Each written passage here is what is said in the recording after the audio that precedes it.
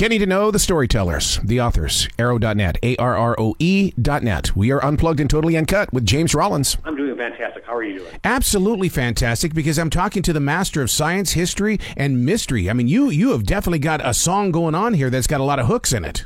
Yeah, I try to throw everything but the kitchen sink in one of my books. It's got historical mystery, weird science, big action set pieces. My goal is to entertain. Are you a doodler in the way that it's like, because when I'm writing stuff like that, there have been many times that I've called it word doodling, because when you put a lot of those things together and you create harmony with it, what's going through you? Definitely when I'm writing, I'm living that story. I'm existing the story, and my first drafts are horribly written. Basically, I'm just sort of experiencing the story, and then the hard part then is they all say writing is rewriting, which is the hard part. Is I can do a rough draft of the fun part of throwing it all on paper, but then I've got to similar to Michelangelo, carving away everything except the statue of David out of that block of granite. I've got to figure out where in this flow of story that I put onto paper, where is the story I really want to tell? How can I hone that down to the essential essence of the book I want to write? You say my favorite word, and it's paper. Do you put it down with a writing instrument first and then take it to the computer? No, I am definitely a computer writer. And at this point, if you write, maybe it's because I'm a former veterinarian, my handwriting is impossible to read even for me. Years after I left the veterinary hospital, I would still get occasional calls from my receptionist saying, "Dr. Jim, can you run in here? We can't read what you write." And, so I have to go in there and say, "The dog is sick." There you go. There's your car pass. You actually quit that job to become a writer. I mean, talk about, what a brave jump that was. Well, it was a slow transition. I can't say I just left, with both feet out of the airplane. I did it gradually. My clients became suspicious something was going on with Dr. Jim, mostly because of the poster in the lobby. Get your cat spayed, get a free book. So questions would arise across that exam table. Jim, what are you doing? You have a successful veterinary hospital. What's this writing business you're doing? And I said, well, for 15, 20 years, veterinary medicine was my job. It was my paycheck. It's how I learned a living. Writing was just a hobby. I was just really wasn't making much money off my writing in my early career. But I thought down the line it'd be fun to flip that around, is to have eventually writing be my paycheck and veterinary medicine just be my hobby. Absolutely. And I always sort of resent when people say former veterinarian, because I'm still licensed. I still do veterinary work. I work with a group that traps feral cats, wildcats. They bring them into the shelter. I spend one Sunday a month spaying and neutering them. So basically now all I do with my veterinary degree is just remove genitalia. But it's a hobby. When I've achieved my goal. Well, I love the idea that you continue to grow forward in that way, because the word former is, even a Marine will tell you, I am always a Marine. And speaking of Marines, you are very supportive of our U.S. vets. Definitely. And thank you for asking about that, because I always like plugging the charity organizations that I work with. I went to a USO tour of authors to Iraq and Kuwait during the end of the last war, the winter of 2010, I believe. And when I came back, I really wanted to be more focused with my help of assistance with veterans. So I was approached out of the blue from USA Cares. It's a great organization. They raise emergency funds for vets in need, whether it's for making a mortgage payment, helping with an electrical light bill, help with travel expenses. It's just money in your pocket. It's not a loan. And they're very efficient with it. Every dollar they raise, 98 cents ends in the pocket of a veteran, because they don't do any advertising. They look for spokespeople like me or other people out there. And so it's a great organization. I also work with U.S. for Warriors. It's a grassroots outfit out of San Diego that's now spreading nationwide.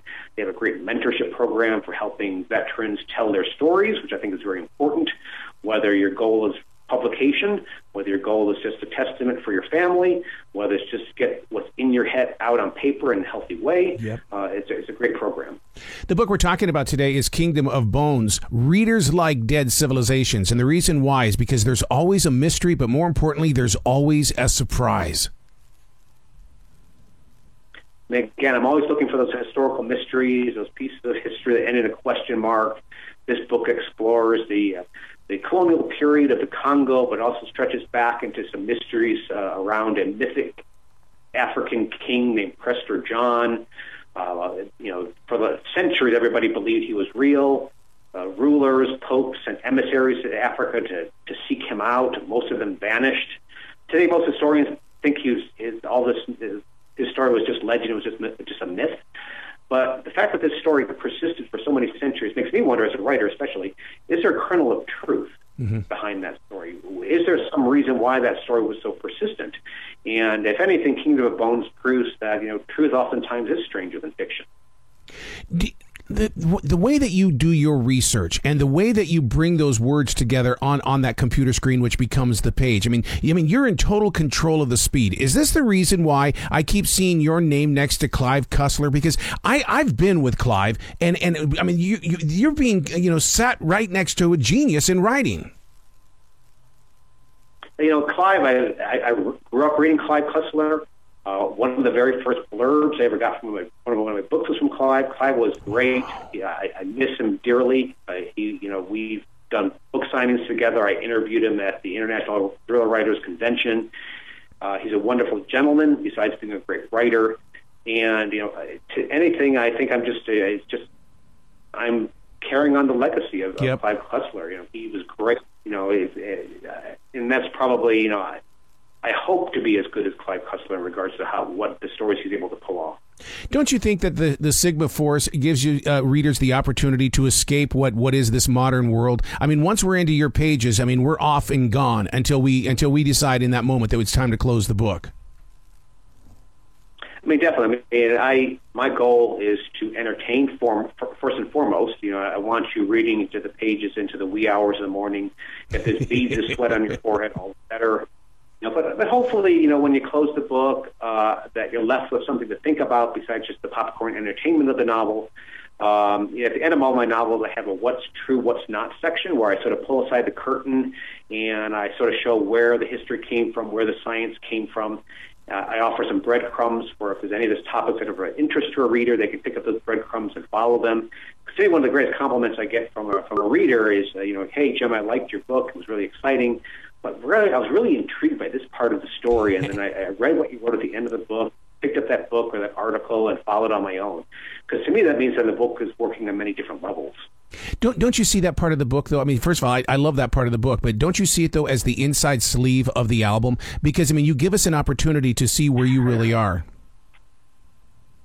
Exactly. It's also it allows me not to answer as many emails, because a lot of people will. Before I was doing that, my early novel did not have that section.